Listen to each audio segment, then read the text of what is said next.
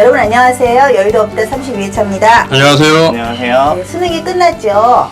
예, 수능 보신 수험생 여러분 수능 잘 보셨어요? 어떻게 생각하면 12년 동안 공부해온 것을 단 하루에 결정한다는 게 좀 억울할 때도 있어요.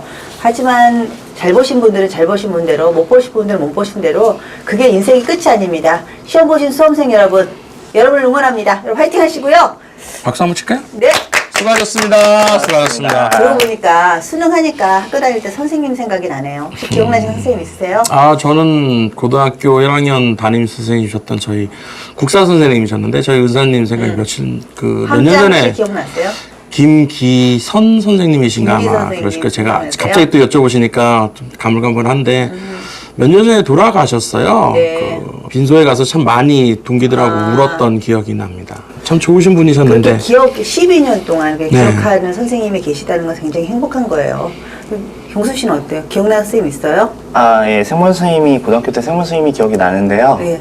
오자 성씨를 갖고 계신 거 말고는 성함이 지금 기억이 안 나서. 이게 참 죄스러운 일이에요. 제자들이 네. 은사님 네. 함자를 다 기억 못한다는 건 정말 죄스러운 일인데. 제가 거짓말을 못해서. 오늘 돌아가서 저도 앨범을 뒤져봐야겠습니다. 맞는지. 사실 그래요. 우리가 이제 대학교 빼고요. 네. 이제 초등학교 6년, 중학교 3년, 고등학교 3년 12번의 담임선생님을 그렇죠. 하는데 기억나시는 선생님들이 별로 안 계실 수 있죠. 좀 많이 때렸던 선생님은 그렇게 기억이 나는데 별명들이 어느 학교나 다 있잖아요. 뭐 예. 미친 게, 뭐 네. 피칠가, 뭐 그렇죠. 이런 선생님들 다 네. 있죠. 상어, 뭐 이런. 사실 우리 인생에 가장 큰 영향을 미치시는 분 중에 한 분이 아마 부모님 다음으로 선생님 아니실까 생각을 해요. 네, 맞습니다. 예, 최근 그 전교조, 약칭으로 전교조라고 그래요. 전국교직원 노동조합. 전교조가 관련 법령을 충족하지 못해서 법의 노조에 통보를 받았습니다. 근데 법의 노조라는 말은 사실 좀 이상한 말이죠. 이게 노조가 아닌 것으로 통보를 네. 받았지요. 예, 뭐 어떻게 생각하세요? 학교 선생님들 생각하시면서. 일단 그 개인적인 입장에서는 참 많이 안타깝습니다. 저는 네. 뭐 여타의 것을 다 떠나서 전교조가 지금까지 설립되면서 지금까지 오면서 뭐 과도 많지만 공도 89년도에 설립됐죠. 그 이루어냈던 공적인 그러니까 공도 굉장히 많다고 생각을 해서 개인적으로는 전교조에 대해서 굉장히 좀 호감을 많이 갖고 있는 상태였어요. 근데 이번에 안타깝게도 그 10몇 년 만에 다시 또 24년 만에. 그렇죠. 굉장히 오랜 고통과 뭐 그 시간을 통해서 어렵게 만든 지위를 이제 또 박탈당한 것에 대해서는 상당히 개인적으로 많이 안타깝게 생각을 하고 있습니다.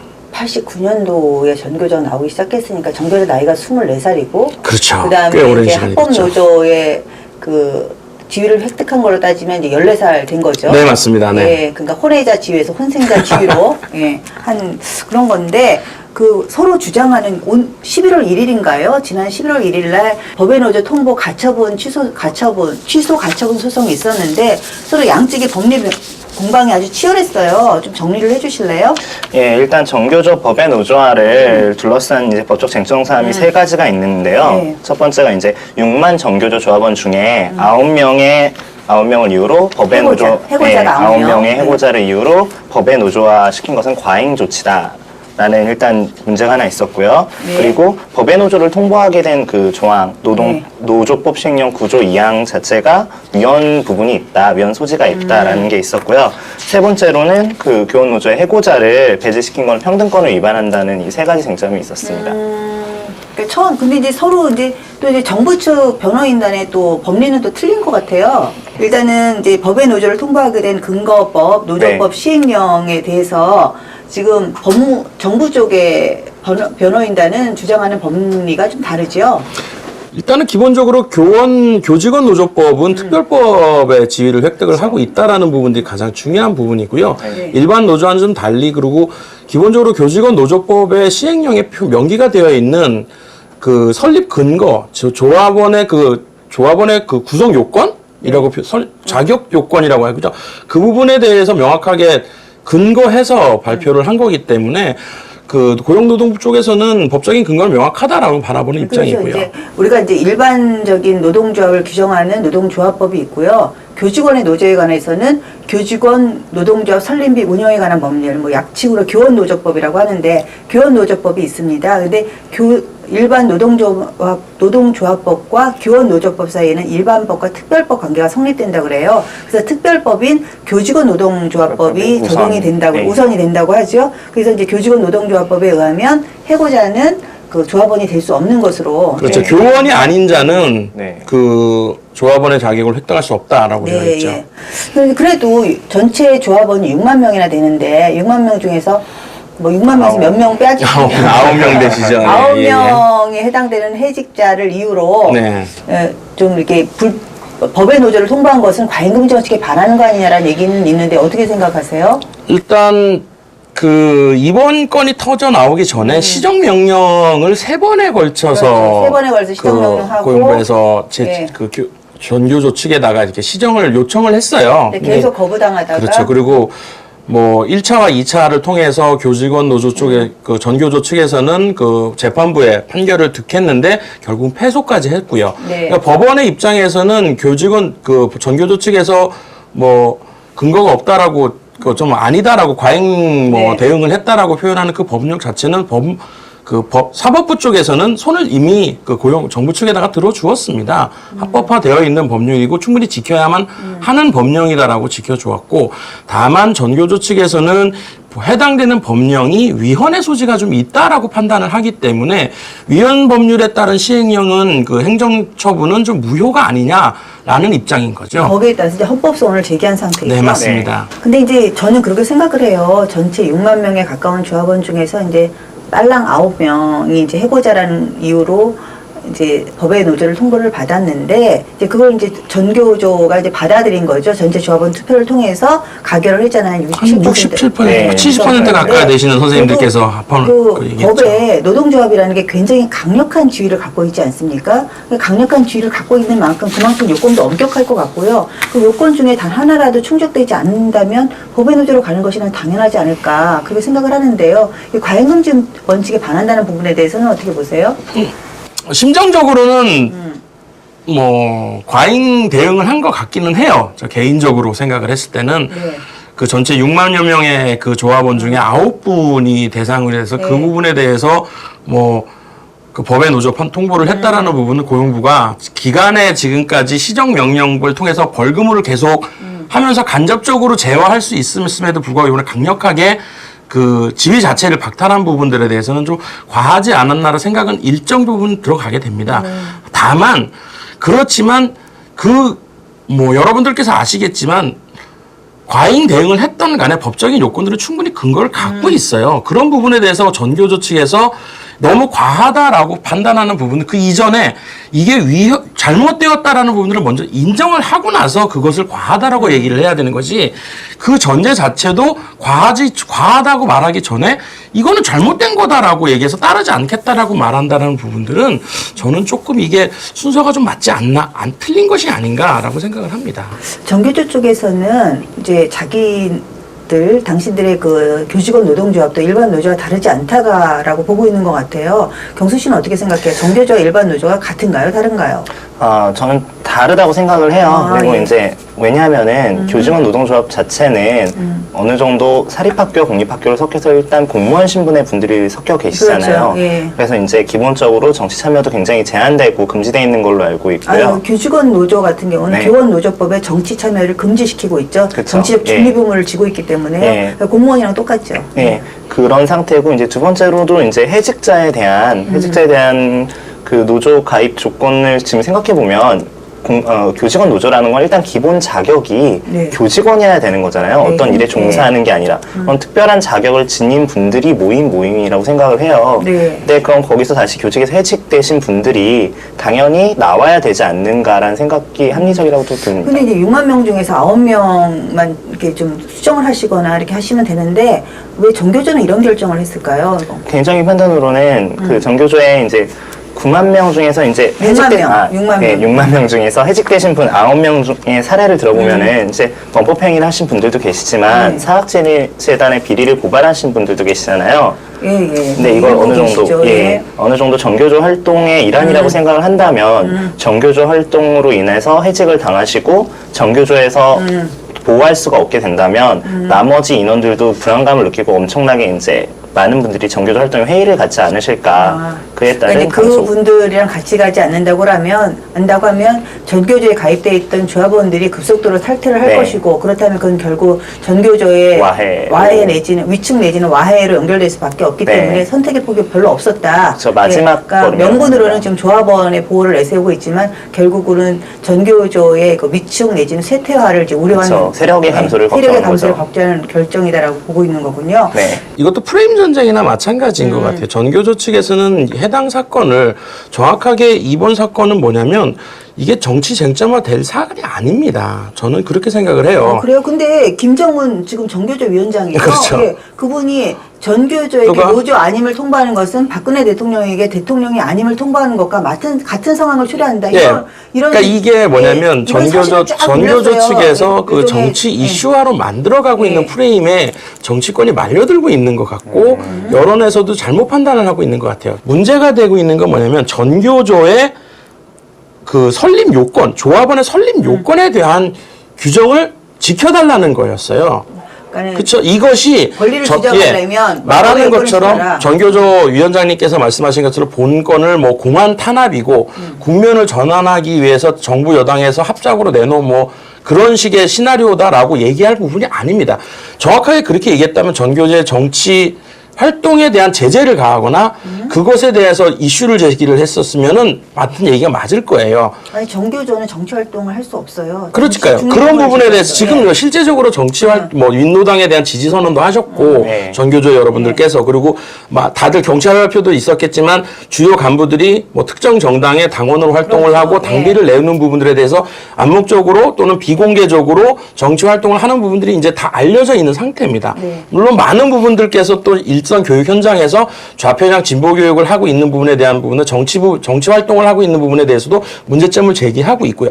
그렇지만 고용부 측에서 얘기하고 있는 그런 부분에 대한 건드린 건 아니었어요. 단순하게 당신네들이 시정할 수 있는 전 아홉 부분에 대해서 해고 요건, 그 해고직자는 할 수 있는 기본적인 요건만 갖추어 달라라고 했던 부분이고 아니면 법적인 근거에 한해서 지위를 박탈하겠다고 얘기했던 거기에 명점을 해야지 이 사안이 절대로 뭐 공안 탄압이고 전교조 해체를 바라보기 위한 어떤 사전 작업이라든지 그런 식으로 해석해서는 안 된다고 바라보고 그러니까 있습니다. 고용노동부에서는 좀 최소한의 법적인 요건을 충족해 달라. 그러니까 법적인 태도 그렇죠. 안에서 설립 기본 구성에 대한 요건만 갖춰달라는 거였어요. 그러니까 권리를 주장하려면 법적인 테두리 안에서 움직여 달라 최소한 네. 그걸 주장한 건데 이제 이쪽에서는 전교조 쪽에서는 이제 그것을 갖다가 정치 쟁점을 하고 하고 있고. 있군요. 그렇죠. 그러면 이제 노조가 노조 아닌 게 됐잖아요. 이제 법의 노조라는 건 노조가 아니라는 얘기인데 그러니까 전교조가 노동조합이 아니게 된 거죠. 그러면 선생님의 단체가 된 거죠. 친목단체가. 친목단체. 전교조가 노동조합으로서 그동안 보호를 받아온 어떤 기득권이라 할까요? 뭐 어떤 게 있나요? 어떤 법적 지위를 누리고 있었나요? 일단 교육부나 시도교육청에 이제 단체 교섭권이나 체결권을 갖고 있었는데 이제 그걸 잃게 되고요. 단체 그거로 교섭권을 일단 이제 제일 먼저 노동조합이라는 명칭을 사용할 수가 없겠죠. 예, 이름을 네. 전교조가 아니라 전교부나 다른 걸로 바꾸셔야 네, 되겠죠. 네. 두 번째로는 이제 사무실이라든가 기타 국고에서 지원을 받던 금액이 굉장히 컸었고요. 약 1년에 한 50억 정도 되는 걸로 제가 알고 그래서 있습니다. 예, 52억 정도고 이제 노조 전임자로 계시던 분들이 학교를 복귀를 하게 되면서 이제 기존 학교에 계시던 기간제 교사들이나 이런 분들이 해직되는 피해가 또 발생을 하게 되고요. 끝으로는 뭐 그런 거는 뭐 운영위면을 틀려가지고 이제 해결할 네. 수 있는 부분이고요. 그 네. 조합원들한테 원청징수로 조합비를 거두셨었죠. 이제 네. 그걸 못 걷게 됩니다. 그러니까 이제 그동안은 법내 단체였기 때문에 합법적으로 원천징수 가능했는데 조합비가 이제 원천징수가 안 되기 때문에 자율 납부를 통해서 이제 조합비를 걷어야 되는 단체 상황이 교섭권도 있겠죠. 있겠지만 말씀하신 대로 그 재정적인 자립도가 굉장히 위험을 받게 됐다라는 부분들이 전교조가 최대 제가 기억으로는 9만 명이 넘었던 네. 선생님들이 계셨던 걸로 기억을 하는데 네. 지금은 많이 약화돼서 한 5만 명 정도로 굉장히 6만 많이 명이 조금 안 되신다고요? 굉장히 좀 많이 줄어들고 있는 상태여서 여기에다가 그 재정적인 부분까지도 타격을 받게 된다면 좋든 싫든 간에 그 9분 때문에 그 전교조의 전체적인 그 존립이 재정적인 존립이 심각한 위협을 받게 되는 부분들은 뭐 주시할 만한 사실입니다. 근데 사실 우리가 89년도에 전교조가 처음 등장했을 때를 생각을 해보면 그때요. 예. 그때 저 고등학생이었습니다. 기존 노동조합과 달리 기존 노동조합들은 이제 기존 노조원들의 권익 보호를 위해서 등장한 반면에 전교조가 들고 나온 건 참교육이었어요. 그 당시에 아주 획기적이라고 할 수 있는 전인화 교육을 들고 제가 신선한 충격을 그렇죠. 줬던 것 같은데. 네, 제가 예. 그 전교조라는 전교조 단체에 세대죠. 대해서 예, 예. 전교조 세대죠. 참교육 세대라고 보통 말씀을 드리는 그 부분에 대해서 가장 좋은 그 이미지를 갖고 있는 부분들이 설립 당시에 내세우셨던 그 참교육이라고, 참교육 실현이라고 하는 부분들에 대해서 굉장히 그 저는 큰 감명을 일선 현장에서 학생으로서 굉장히 많이 받았어요. 체벌하지 말자. 저 정말 많이 받고 자랐고, 그다음에 네. 학생들 이야기 잘 들어주시고, 뭐 단순한 입시 교육에서 전인 교육으로서의 그 참교육을 주창을 하셨던 부분들은 정말 당시로서는 그 획일화되어 있는 교련 교육까지도 받고 있는 저희 세대에서는 굉장히 소구력이 있는 말씀이셨고, 그리고 교수 선생님들께서도 굉장히 잘 하셨었어요, 당시에. 근데 예. 저는 이제 저희 때도 이제 정교 선생님한테 배웠으니까요. 예. 교련 과목도 있었고요. 그럼 여기서 여기까지는 한 10년 지났나요? 예, 10년, 10년 뒤에 12년. 전교 선생님은 어떻게? 예, 10년 뒤에 정교 선생님은 네, 딱히 차별화가 되지 않을 정도의 차이예요. 기존 전교조에 가입하지 않은 선생님과 비전교 선생님과 그래서 차별화가 예를 안 되는. 들어서 1989년에 전교조 선생님을 이제 식별하는 방법이라는 기사가 동아일보에서 나왔었는데요. 그때 이제 신동아에서. 교육청 공문으로 나온 거였죠. 예, 예, 예. 이제 뭐 여기서 지나치게 열심히 가리키려는 교사분이나 아이들한테 인기가 많은 교사, 뭐 학부모 상담을 자주 하는 교사 이렇게 나오는데 다 읽어봐도 제가 만나뵀던 모든 선생님이 거의 비슷한 분들이에요. 이런 걸 다 따르는 분들이라는 거죠. 정교조에 속하지 않은 교사분들도 충분히 이렇게 학생들에게 잘 가르치고 교육을 실천하고 계신 분들이 많았어요. 그러니까 1989년에 전교조가 처음 등장했을 때만 해도 아까 말씀드렸지만 참교육, 전인화 교육을 들고 나오면서 정말 국민들에게 굉장히 신선한 충격을 줬었거든요. 그렇죠. 그래서 그 당시 전교조에 가입했던 선생님들이 이제 해고당하고 그러실 때 학생들이 많이 우셨어요, 혹시?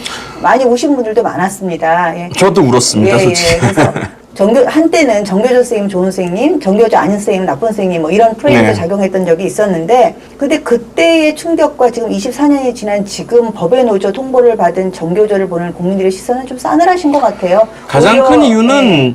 전교조의 주창했던 이념들이나 행태가 굉장히 많이 변질이 되었던 부분이에요.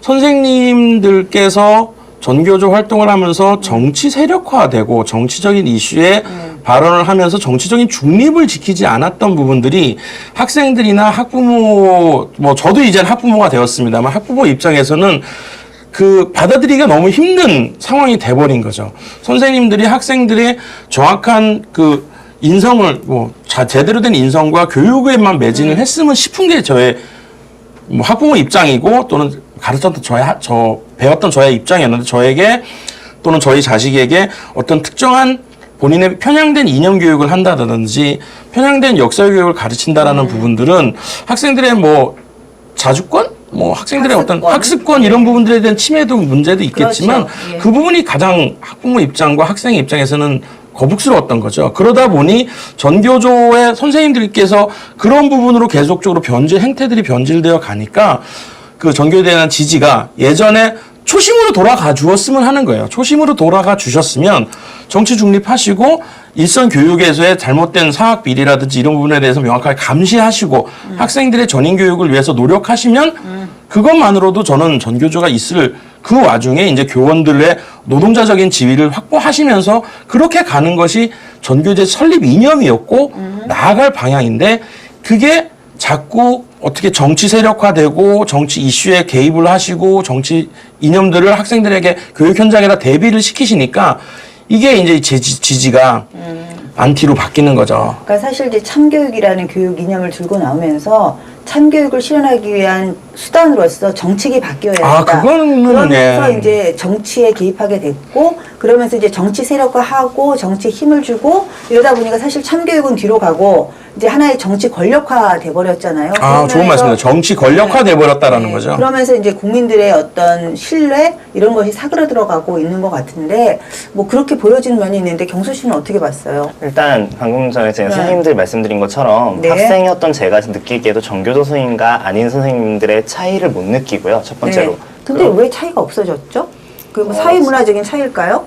예, 아무래도 시대가 이제 변해서 이제 정교조 선생님들이 제가 생각할 땐 그 당시에는 젊은 선생님들이 위주였다고 생각을 해요. 근데 정교조 선생님도 24년이 되면서 나이를 드시고 네. 근데 근데 이제 또 계속 새로운 선생님들한테 저희는 만나게 되니까 그런 게 기본적인 이제 학습 패러다임이 됐다고 생각을 할까요? 그러니까 선생님들 자체가 어느 부분 또 옛날 전교조에서 이상적으로 생각하시던 그런 성향을 다 갖추셨다고 생각을 해요. 맞으신 분이나 아니신 분이냐. 그럼 이렇게 되면 애초에 이런 학생들에게 좋은 방향으로 이끌어주는 목적으로 만들어주신 것들이 다 퍼졌잖아요. 네. 그럼 근데 그 상황에서 이제 정교조 선생님분들이 정치적 성향을 띈다면 이제 마이너스 요소가 생기게 됐다고 생각을 해요. 그래서 이제 지지가 많이 약해지지 않으셨나. 그러니까 이번 거 같은 거를 바라볼 때도 대응 방식에서 전교조에서 장애투쟁을 선호를 하시고 네, 장애투쟁 선언. 이런 부분들이 학부모 정치 입장에서는 권력화를 놓을 수 또 한 없다라는 번 거, 또 다른 그걸 면일 수 확정을 있고. 하는 거예요. 어떠한 사안이 위법적인 사안이고 그걸 아시다시피 위헌적인 그게 뭐 나중에 헌재에서 위헌 판결을 내린다 하더라도 당시에 내렸던 법들은 잘 지켜가면서 합법적으로 투쟁을 하시거나 합법적인 개정을 하셔야 되는 거예요. 제가 조금 더 과외 얘기를 한다고 하면 뭐 저 오토바이 탑니다. 저 오토바이 타면서 그 노들길하고 자동차 전용도로의 오토바이 뭐 특히나 뭐 고속도로는 몰라더라도 노들길 같은 경우 퀵 아저씨들이 그렇게 많이 다니시면서 매번 자동차 전용도로라고 되어 있어서 딱지를 끊으셔요. 그거 잘못됐다, 위헌이다, 이거는 통행권 위반이다고 기본권 침해했다고 해서 끊임없이 노력을 합니다. 청원하고 서명운동합니다. 그렇지만 그럼에도 불구하고 위헌이라고 해서 적발을 하면 군말 없이 딱지 끊어요. 과태료 내고요. 선생님들 마찬가지입니다. 이 부분에서 법적인 부분에서 위헌 판결 나기 전이잖아요. 지켜야 되는 겁니다. 나고 난 다음에 소원하고 손해배상 청구하고 그렇게 움직이시고 그때까지는 위헌이 판정을 받기 위해서 뭐 다각적인 노력을 하셔야 되는 부분인데 그거를 불복을 하시면서 법적인 투쟁 말고 장외적인 초법적인 투쟁을 하시는 부분들을 또 정치 쟁점화하시는 부분들을 바라보면 일반인들이 과연 선생님들을 바라볼 때 그 부분들이 과연 잘된 합법적이고 합리적인 선택의 방법인가라는 부분들에 대한 걸 의심은 안 할 수가 없죠. 지나친 정치 세력화가 아마 그 참교육에 대한 초심을 잃게 가는 것이 아닌가 생각합니다. 그것이 바로 민심을 위반하게 되는 것이 아닌가 생각을 하는데요. 아까 경수 씨가 잠깐 얘기했지만 89년도 문교부에서 일선교육청에 전교조 교사 식별법이라는 내용의 공문을 보냈다고 합니다. 거기 보면 촌지를 받지 않는 교사, 형편이 어려운 학생들과 상담을 많이 하는 선생님, 지나치게 열심히 가르치는 선생님, 반 학생들에게 자율성과 창의성을 높이려고 하는 선생님, 아이들에게 인기 많은 선생님, 자기 자리 청소 잘하는 선생님, 학부모 상담을 자주 하는 선생님을 정교조 교사로 구별할 수 있다고 했었어요. 이것이 좋은 선생님이 아니라 바로 정교조 교사였습니다. 그러니까 옛날에는 정교조 교사가 좋은 선생님의 표본이었던 것 같아요. 그러나 24년이 지난 지금 그 선생님들이 나이가 드셔서 그런 건지 시간과 함께 수고화가 되신 건지 지금은 참 좋은 선생님과 정교조 선생님은 다른 모습인 것 같습니다. 지금 정교조 선생님들한테 우리가 보여주는 것은 자신의 기득권을 지키기 위해서 지나치게 정치 세력화하는 모습, 학생들의 학습권을 안중에도 없는 모습, 그런 모습이 아닐까 생각합니다. 학생과 학부모의 눈에 지금의 정교조 선생님 모습은 어떻게 비춰질까요? 정교조 선생님 봐주십시오. 여의도 없다, 여기까지입니다. 수고하셨습니다. On the upright. So frustrated. 이슈 업, 이슈 다운. 시사 정치 팟캐스트 여의도 없다. 트위터 @없다 2012가 여러분의 다양한 멘션을 기다립니다. 없다 2012. 여의도 없다의 트위터는 365일 24시간 열려 있습니다.